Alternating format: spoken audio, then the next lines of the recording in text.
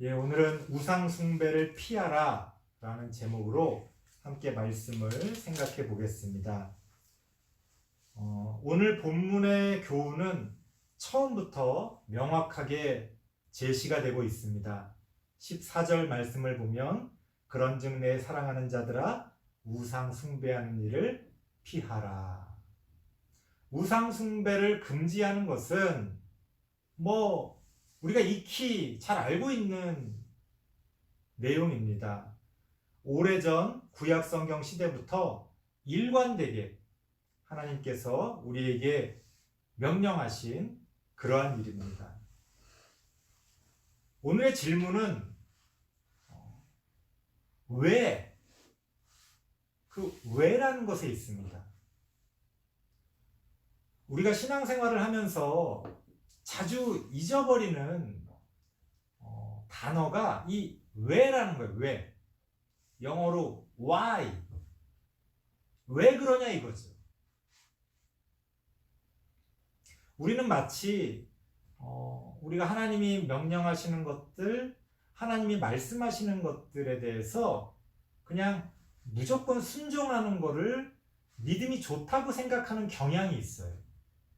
사실 이거는 아주 그 권위주의적이고 가부장적인 그 고대의 과거 문화 가운데서나 있었던 일이지, 사실 우리가 이 21세기를 살아가는 현대인들이 옛날 고대인들처럼 성경시대의 사람들처럼 그렇게 하나님의 말씀에 복종하고 순종하는 게 능사는 아닙니다.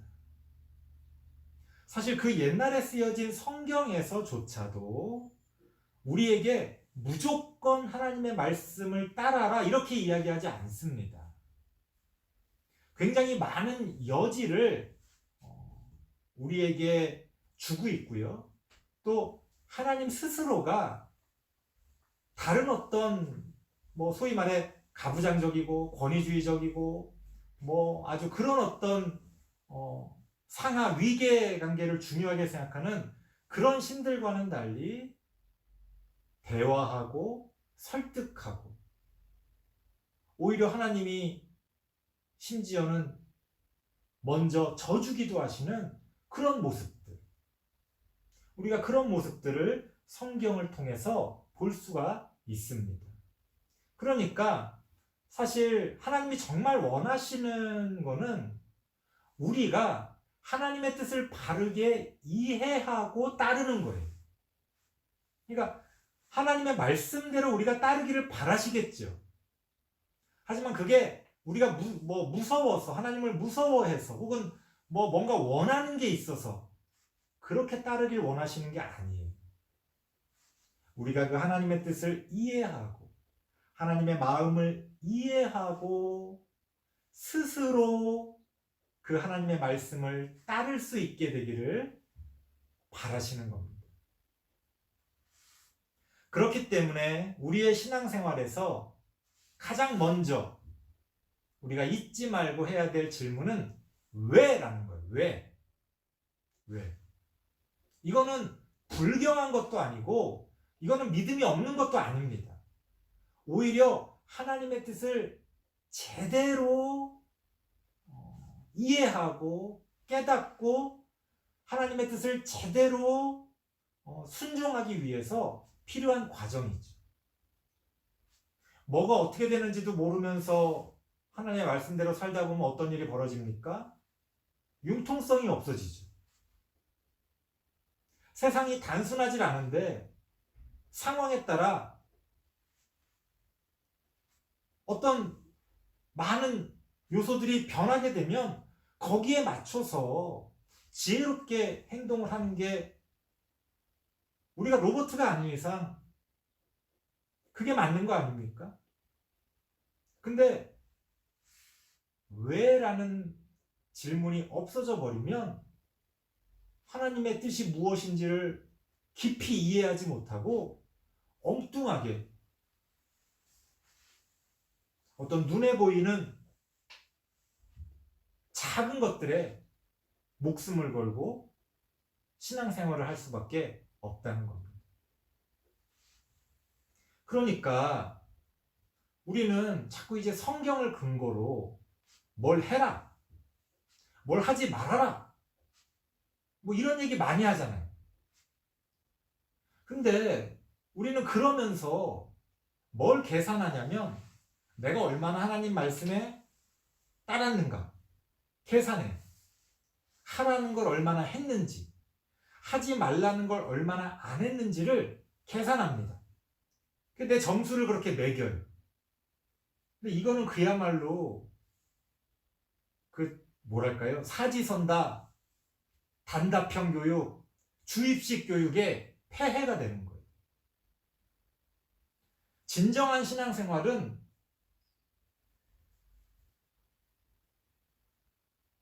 우리의 생각을 긴 문장으로 하나님 앞에서 말할 수 있는 거예요. 그게 되지 않으면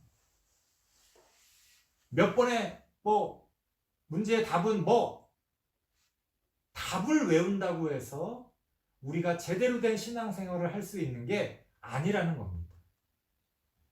그래서 내가 얼마나 하나님의 하라는 거를 했냐, 하지 말라는 걸 하지 않았냐, 이걸 가지고 우리의 신앙생활의 점수를 매길 수가 없어요. 물론 그것도 나름 의미가 있죠. 어쨌든 열심히 한 거니까 의미는 있지만 진정한 나의 실력을 제대로 평가할 수는 없다는 거예요. 그렇기 때문에 우리는 하나님 앞에서 무조건 기계적으로 하나님이 말씀하실 때마다 이리 뛰고 저리 뛰면서 뭔가를 하는 것에 급급할 게 아니라 질문을 할 수 있어야 된다. 무슨 질문? 왜? 너희는 우상 숭배를 하지 말아라. 너희는 우상 숭배하는 일을 피해라. 성경은 이렇게 이야기합니다. 그럼 우리는 무조건 안 해야 되는구나. 막 절에 가가지고 막 불상 목 자르고 절에 불 지르고 제사 드리면 안 된다면서 가족들과 멱살 잡고 싸우고 이런 일들이 벌어지는 거예요. 하나님이 왜 그런 말씀을 하셨는지를 이해를 못하니까 그걸 기계적으로 적용하는 거예요. 무조건. 동성애를 하지 말아라. 동성애자는 하나님이 심판하신다. 왜?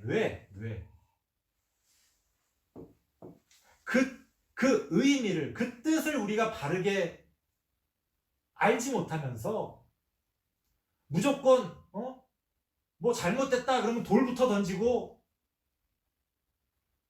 그런데 막말로 그 돌 던지는 거는 공정합니까? 성경에 하지 말라는 건 엄청 많잖아요. 그런데 우리는 그 하지 말라는 거 모든 것에 대해서 돌을 던지질 않아요. 내가 편리한 대로, 내가 더 중요하다고 생각하는 대로 그렇게 어떤 거는 눈 감아주고 어떤 거는 절대 양보할 수 없다면서 돌을 던집니다. 오해하지 마세요. 분명히 어떤 옳고 그름이 있고 우리가 잘못된 것에 대해서는 분명하게 지적하고 이야기할 수 있어야 됩니다. 하지만 그러기 위해서는 더 잘 알아야 된다는 거예요. 왜? 하나님께서 왜 그렇게 말씀하셨는지를 우리가 최대한 이해하지 못한다면 본래 하나님의 뜻에 오히려 어긋나는 180도 잘못된 그런 어떤 모습을 보여줄 수가 있다는 겁니다. 그래서 오늘의 질문도 왜입니다. 왜? 너희는 우상 숭배를 하지 말아라. 왜? 하나님 왜 그렇습니까? 뭐 그거 가서 좀 뭐 아무것도 아닌데 뭐 제사 좀 드리고 뭐 적당히 좀 소원 빌고 뭐 그게 그렇게 크게 잘못입니까? 그런다고 당장 뭐가 크게 잘못되는 것도 아니고 문제가 되는 것도 아니고 천인공노할 무슨 뭐 패륜적인 짓도 아니고 왜 그래야 됩니까? 왜? 내 생각엔 대수롭지 않은 것 같은데 그런 생각이 들 수 있죠. 그러면 하나님이 하지 말라고 그랬으니까 무조건 하면 안 된다? 이러면 이제 오해가 시작되는 거예요. 하나님과 우리 사이에 건널 수 없는 간격이 생기기 시작하는 거예요. 하나님은 저 멀리 있는 무서운 하나님이 될 수밖에 없는 거예요. 당장은 우리가 하나님 말씀대로 뭔가를 따르는 것 같지만 하나님은 점점 우리의 마음에게서 멀어질 수밖에 없는 거예요. 그렇다면 성경은 왜 하나님께서 우상 숭배를 하지 말라고 말했다고 나옵니까? 우리가 흔히 알 수 있는 출애굽기에 뭐 10계명에도 나오고 출애굽기 34장 14절 보면 아주 분명하게 이런 표현이 나옵니다. 출애굽기 34장 14절 말씀 제가 읽어드리겠습니다. 너는 다른 신에게 절하지 말라. 여호와는 질투라 이름하는 질투의 하나님이니라. 우리 많이 들어봤잖아요. 하나님은 질투하시는 하나님이니까 우리가 다른 신을 섬기면 안 된다. 이게 말이 됩니까? 이해가 됩니까? 아마 어떤 분들에게는 아주 명확하게 이게 이해될 수도 있어요. 하지만 사실은 이것은 아주 옛날 사람들을 위해 성경에 쓰여져 있는 표현이죠. 이런 표현을 우리가 흔히 신학적으로 뭐라고 이야기하냐면 신인 동형적인 표현이라고 해요. 뭐냐면 신과 인간을 동형, 마치 같은 것인 양 생각하면서 표현하는 거예요. 성경에는 그런 표현들이 많습니다. 우리가 특히나 그 옛날 사람들이 뭐 얼마나 대단한 지식이 있어서 철학적으로 혹은 어떤 신학적으로 하나님에 대해서 이해하고 말할 수 있었겠어요. 그러다 보니까 아주 쉬운 게 뭐예요? 하나님을 인간처럼 생각하는 거예요. 그럼 좀 이해가 되잖아요. 거기에 물론 많은 오해가 들어갈 수도 있지만 마치 인간인 것처럼 하나님을 생각하면 뭔가 더 쉽게 이해가 되죠. 그래서 성경의 저자들이 성경을 쓸 때 많은 경우에 이렇게 신인 동형적인 표현을 썼어요. 마치 하나님이 사람인 것처럼 그렇게 표현을 한 거지. 우리 사람들이 누군가와 관계를 맺고 뭐 사랑하는 사이가 됐는데 다른 사람이 끼어든다? 질투가 나죠. 아, 하나님도 그렇게 질투를 하시는 거구나. 뭐 복잡하게 생각할 거 없이 아주 쉽게 이해가 됩니다. 하지만 그것은 그저 신인 동형적인 표현일 뿐이지 하나님이 정말 질투를 하신다? 그건 말이 안 되는 거예요.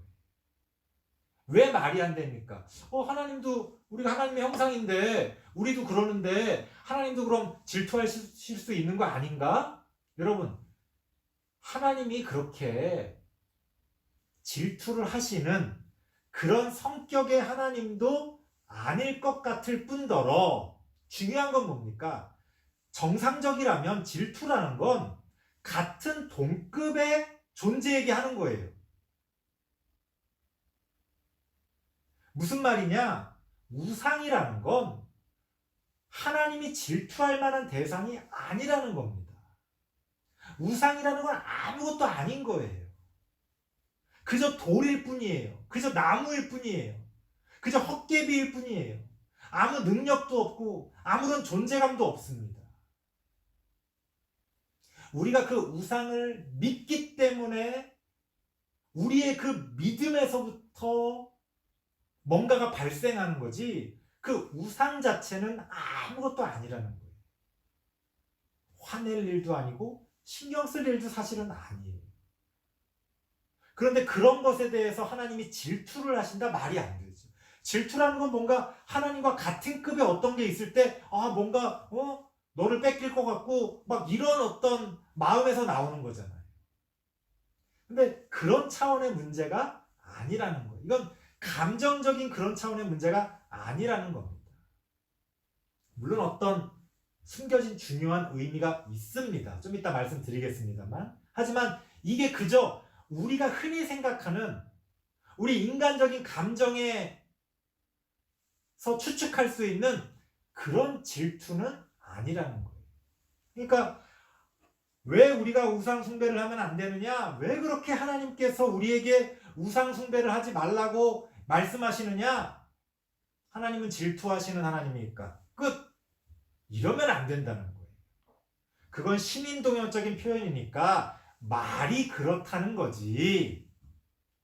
하나님이 단순히 정말 그저 질투의 감정 때문에 그렇게 말씀하시는 건 아니다. 분명히 어떤 이유가 있다는 거예요. 아주 명확한 이유가 있다는 겁니다. 그게 뭡니까? 그게 이제 그 밑에 줄부터 우리가 추측할 수 있는 아주 중요한 단어가 등장합니다. 뭐냐? 16절 말씀 보면 16절 말씀 한번 같이 읽어보겠습니다. 시작. 우리가 축복하는 바 축복의 자는 그리스도의 피에 참여함이 아니며 우리가 떼는 떡은 그리스도의 몸에 참여함이 아니냐.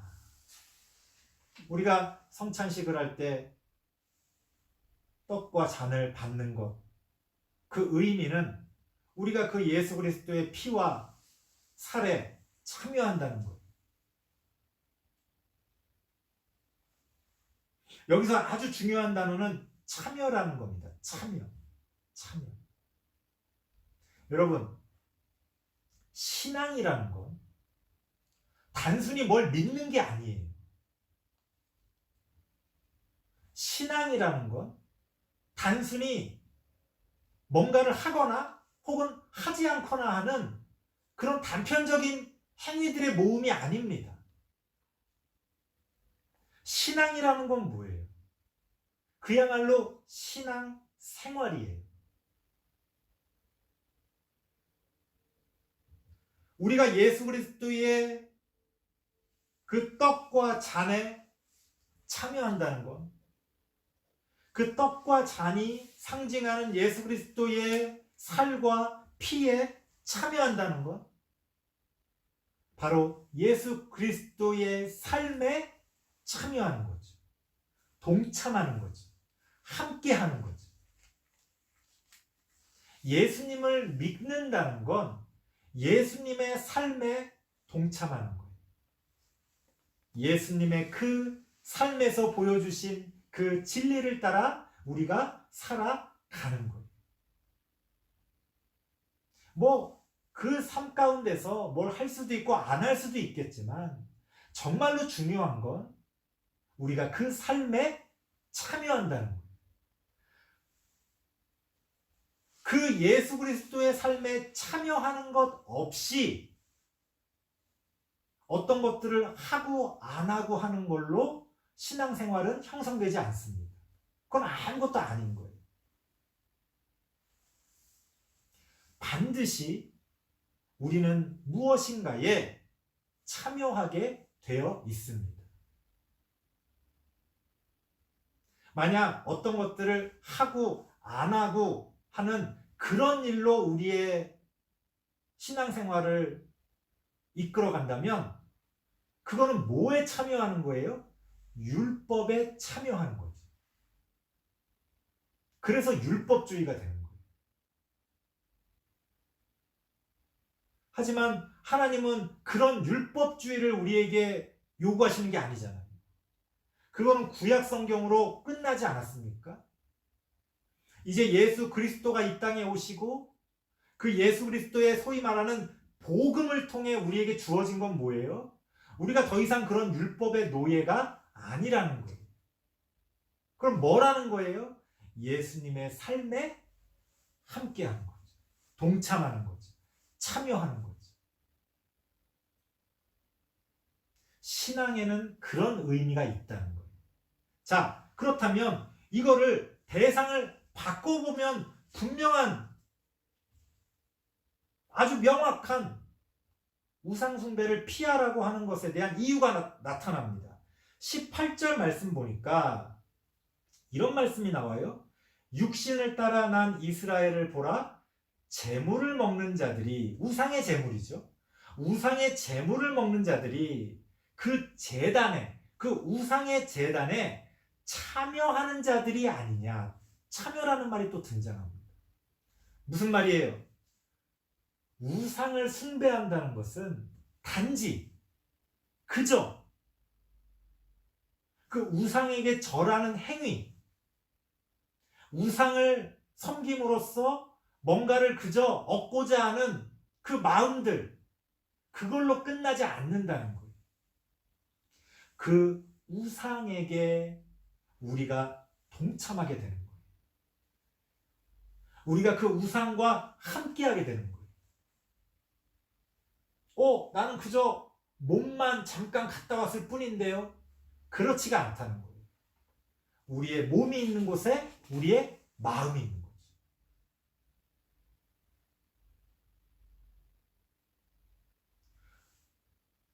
물론 때로는 어떤 여러 가지 이유와 어떤 상황들 때문에 이해할 수 있을 만한 그런 어떤 형편도 있을 거예요.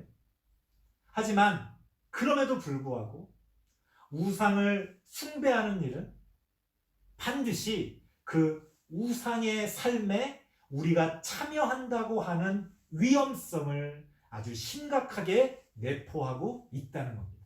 그래서 피하라는 거예요. 그거 뭐 잠깐, 그냥 심심풀이로, 누가 좀 점을 잘 본다 그러니까 뭐 요새 젊은 친구들 뭐 전화로 점 봐주고 그러는 데도 있다면서요? 뭐 타로 카드 같은 거 이런 대형 쇼핑몰 가보면 몇 군데 자리를 잡고 그 사람들 앉아가지고 그 점괘를 듣습니다. 그냥 뭐 심심풀인데 오늘의 운세 우리 옛날에 연초되면 뭐 토정비결 뭐 이런 거 본 것처럼 그냥 재미로 그냥 친구 따라 그냥 아무것도 아닙니다 라고 생각할 수 있지만 그러한 것들이 한 발짝 두 발짝 우리를 우상의 삶으로 끌어들인다는 거예요. 그렇기 때문에 우상 숭배를 하지 말아라. 오늘 성경에는 아주 분명하게 뭐라고 나옵니까? 우상 숭배하는 일을 피해라. 왜? 가까이 가면 반드시 어떤 영향을 받을 수밖에 없기 때문에 단순히 하고 안 하고가 아니라 그걸 피하라는 거예요. 까마귀 노는 곳에 백로야 가지 말아라. 이런 옛말이 있잖아요. 가면 검정물이 묻는 거예요. 먹물이 튀겨지는 그러한 자리에 가면서 내 몸에 먹물이 안 튈 거라고 이야기하는 건 혹은 그렇게 자신하는 건 그건 교만이죠. 그래서 피하라는 거예요. 피하라는 거예요.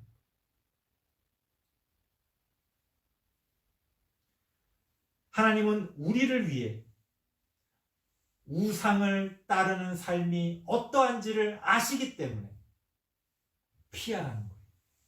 조금만 재미로 이번 한 번만 안 통한다는 거예요. 어떤 사람들은 그저 그렇게 잠깐 한눈 팔았다가 다시 돌아오는 사람들도 많이 있을 수 있을 겁니다. 하지만 그 일들이 우리가 그런 위험을 감수할 만큼 대수롭지 않은 일입니까? 아니잖아요. 우리의 영혼이 죽을 수도 있는 일인데, 우리가 구원을 받지 못하는 그러한 일이 벌어질 수 있는 일인데, 어떻게 우상을 두고 우리가 쉽게 생각할 수 있겠어요? 그래서 하나님께서는 우리에게 우상 숭배를 피해라, 우상 숭배를 하지 말라고 우리에게 말씀하고 계시는 겁니다. 이거는요 아주 정확해요. 21절 말씀 보면 이런 말이 나옵니다. 너희가 주의 잔과 귀신의 잔을 겸하여 마시지 못하고 주의 식탁과 귀신의 식탁에 겸하여 참여하지 못하리라. 같이 갈 수가 없다는 거예요. 제가 많이 말씀드리는 비유죠. 제로섬 게임이에요. 제로섬 게임. 내 삶에 귀신과 우상이 자리를 잡으면 그 자리를 잡는 만큼 하나님은 쫓겨나는 거예요. 둘 다 같이 갖고 갈 수 있는 게 아닌 거예요. 아유, 하나님 제 마음 아시잖아요. 여러분들 마음하고 상관이 없어요. 여러분의 삶이 어디에 동참하고 있느냐, 여러분이 어디를 바라보고 함께하고 있느냐, 그것에 따라 그냥 결정되는 거예요. 아니야, 내 마음 알지, 난 그렇지 않아. 아니요. 그건 스스로 착각하는 거고, 정말 그렇게 생각한다면 그건 교만한 겁니다. 하나님 안에서 우리의 삶은, 우리의 삶의 영역은 딱 정해져 있어요. 우리가 어디에 얼마만큼 우리의 관심을 갖고 우리가 그것을 바라보고 신경 쓰느냐에 따라 그게 우리의 삶을 그냥 차지해 버리는 거예요. 한 주간 동안 하나님을 잊어버리고 살다가 주일날 나와서 아유, 하나님 제 마음 아시지요? 알긴 뭘 알아요. 여러분이 6일 동안 하나님을 잊어버린 삶을 살았다면 그만큼 하나님의 자리는 여러분의 삶에서 7분의 1밖에 안 되는 거예요. 그래서 우리가 안식일을 거룩하게 지켜라, 이런 말씀도 다 그런 맥락입니다. 7분의 1만이라도 좀 제대로 하나님의 자리를 내어드려라. 그것도 쉽지가 않죠. 하지만 그 7분의 1이 우리 한 주간의 첫날이잖아요. 그럼 본래 하나님의 뜻은 뭐겠어요? 단순히 그 하루만 거룩하게 지키라는 게 아니라 그걸 시작으로 이어지는 그 6일 동안의 삶 동안 하나님과 동행하라는 뜻으로 안식일을 지키라는 말이 나온 거예요. 우리가 그 의미를 알지 못하면서 나는 뭐 주일날 빠졌네 안 빠졌네, 나는 뭐 평생 주일 성수를 했네 안 했네, 이거 웃기는 거예요. 하나님 앞에서는 우리끼리는 그걸 가지고 자랑하고 서로 도토리 키질 수 있을지 모르겠지만 하나님이 보실 때는 정작 중요한 건 그게 아니거든요. 둘 다 자랑하는 사람이나 아닌 사람이나 둘 다 엉뚱한 걸 붙들고 서로 잘했네 못했네 싸우고 있는 거죠. 왜 하나님이 그런 말씀하셨느냐, 그 의미를 우리가 알아야 되는 거예요. 그래서 우리의 삶 가운데서 우리의 삶의 그 영역을, 내 영역이 있을 거 아니에요.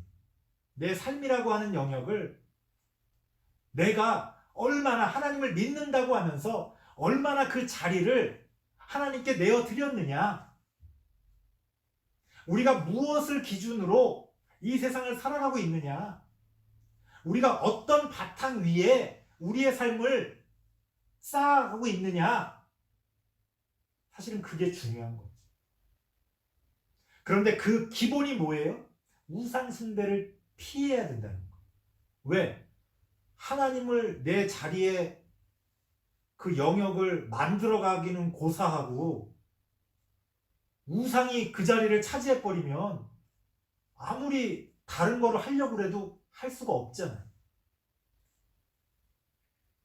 이 집안을 깨끗하게 꾸미자, 아름답게 만들자라고 했을 때 가장 먼저 해야 될 게 뭐예요? 쓰레기를 치우는 거죠. 아니, 집 절반을 쓰레기가 가득 채워놓고 있는데 나머지 절반을 아름답게 인테리어를 꾸민들 무슨 의미가 있겠어요? 일단 먼저 쓰레기를 치워야 그 다음에 뭘 아름답게 꾸미든지 말든지 뭘 잘했든지 못했든지가 결정되는 거죠. 쓰레기가 가득 차여 있으면 그건 그 다음은 말할 필요가 없는 거예요. 그래서 하나님께서는 우리에게 우상숭배를 피해라, 우상숭배를 하지 말아라 라고 말씀하시는 겁니다. 이건 기본이에요. 우리의 신앙생활의 시작이죠. 같이 갈 수는 없는 거예요. 마치 같이 갈 수 있는 것처럼 생각하는 사람들은 그거는 착각일 뿐더러 그런 걸 가지고 위선자라고 하는 거예요. 겉과 속이 다른 거죠. 교회에서의 삶과 세상에서의 삶이 완전히 분리되는 거예요. 하나님께서 우리에게 우상숭배를 피하라고 말씀하십니다. 우리는 그 하나님의 말씀을 바르게 깨달아서 우리의 삶 가운데서 작은 것부터 큰 것까지 우상숭배를 피하기 위해 애쓰시는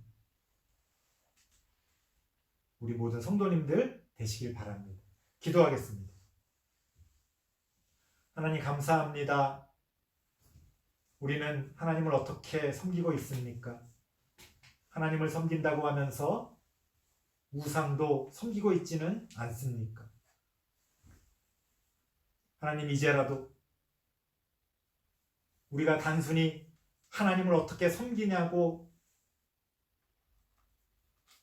말만 하고 끝날 것이 아니라 우상 숭배하는 일에서 벗어나 하나님을 바르게 우리의 삶의 자리에 가져다 놓을 수 있도록 하나님 함께하여 주시옵소서. 예수님의 이름으로 기도드리옵나이다. 아멘.